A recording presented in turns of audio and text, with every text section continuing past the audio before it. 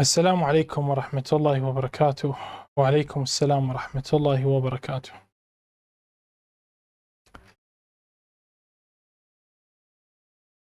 شيخنا الكريم، طبعا خادمتكم من العراق، يا أهلا ومرحبا خادمة أهل البيت عليهم السلام. شيخنا الكريم، ممكن تشرح لنا موضوع الرجعة وكيف أهل البيت عليهم السلام سيظهرون مع صاحب الزمان عجل الله تعالى فرجه الشريف، وما هو دور السيدة الزهراء عليها السلام في ذلك الزمان؟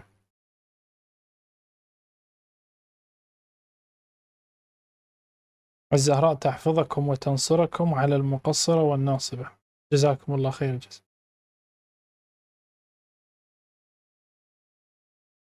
طبعا موضوع معرفة أدوار أهل البيت عليهم الصلاة والسلام هو لم يرد بالروايات إلا في أشياء بسيطة جدا، كمقابلة الإمام الحسين مع المهدي، وأن الحسين سيحكم 400 سنة أو 4000 سنة، وحتى ينزل حاجبيه على عينيه.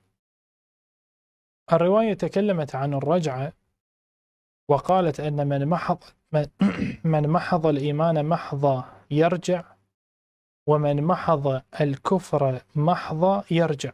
تكلمت عن هذا الصنف وهذا الصنف.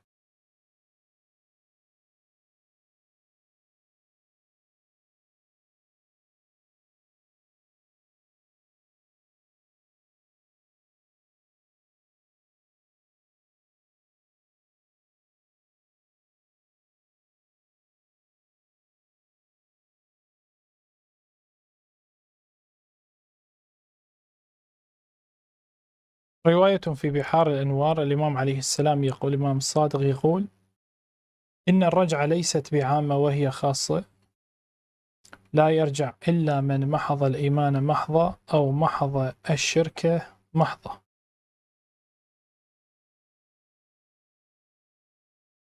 طبعا هنالك رواية في الكافي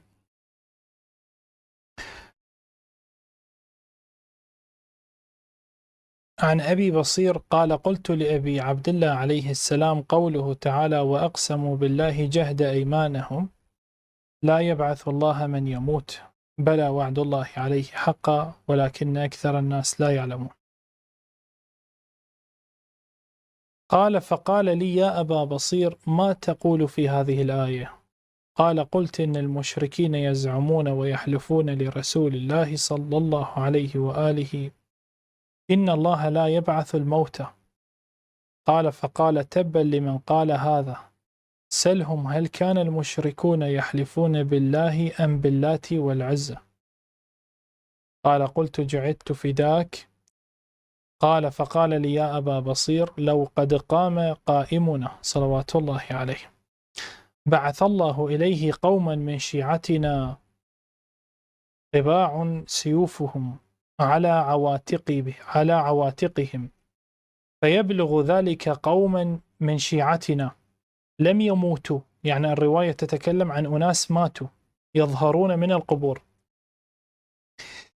فيبلغ ذلك قوما من شيعتنا لم يموتوا فيقولون: بعث فلان وفلان وفلان من قبورهم وهم مع القائم صلوات الله عليه.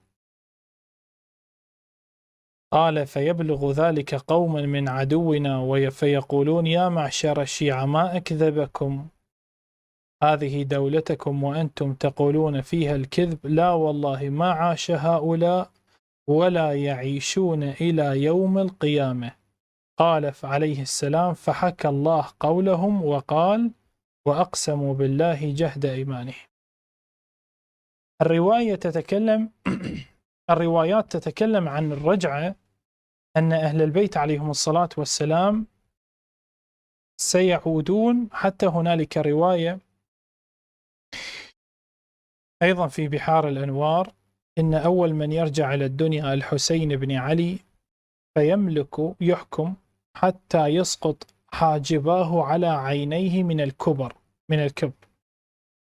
طبعا الروايات جاءت بطريقة غير مفصلة. يعني واحد يقول مثل سؤال الأخت يقول ما هو دور السيدة الزهراء؟ ما هو دور الحسن المجتبى؟ ما هو دور الإمام الجواد؟ الروايات لم تأتي بهذه الطريقة. الروايات قالت أن هنالك رجعة، أن أهل البيت عليهم الصلاة والسلام كلهم سيرجعون، يحكمون، يقتصون ممن ظلمهم، يقتلون من ظلمهم 70 قتلى، شيعتهم يقتلون من ظلمهم 70 قتلى. هذا أيضا موجود بالروايات. لكن أدوار أهل البيت والماهية في طريقة الحكم هذا ما لم يرد بهذه الطريقة، بهذا التفصيل لم يرد، بهذا التفصيل لم يرد بهذا التفصيل. ولكن الإيمان بالرجعة مهم جدا أخواني، يجب أن نلتفت إلى هذه النقطة. لأن أنا أذكر هذا المعمم الوائلي لعنة الله عليه وغيره كانوا يستهزئون بالرجعة، يستهزئون بمعنى الكلمة.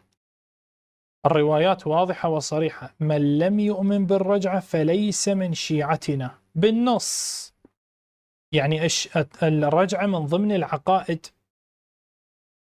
من ضمن العقائد التي يجب أن تؤمن بها، يجب أن تؤمن بها أن هنالك رجعة، سيعودون أهل البيت وسيعودون المؤمنون. المؤمنون سيعودون كما قرأنا بالرواية مع الإمام المهدي، حتى أن أصحابهم يتفاجؤون ويقولون أن فلان عاد وأن فلان عاد. هذا بعد عمر طويل إن شاء الله تعالى لكم ولنا. إذا لم تقل المشيئة الإلهية بظهور مولانا صاحب الزمان ومتنا، هسه استشهاد موت بعد، فالسنة يرتاحون ويفرحون ودق ورقص عند الكعبة وبالكعبة وأماكنهم بالمساجد، والحمد لله الذي أهلك القريشي. بعدين يصير الظهور يطلع القريشي مرة ثانية، يقول هاي شلون مصيبة. قال ايش رجع. السني ما كنت تبي ان هيجي والله العظيم، والله وضعيتك تعبانه سني، شوف لك حل، شوف لك حل، شوف لك حل.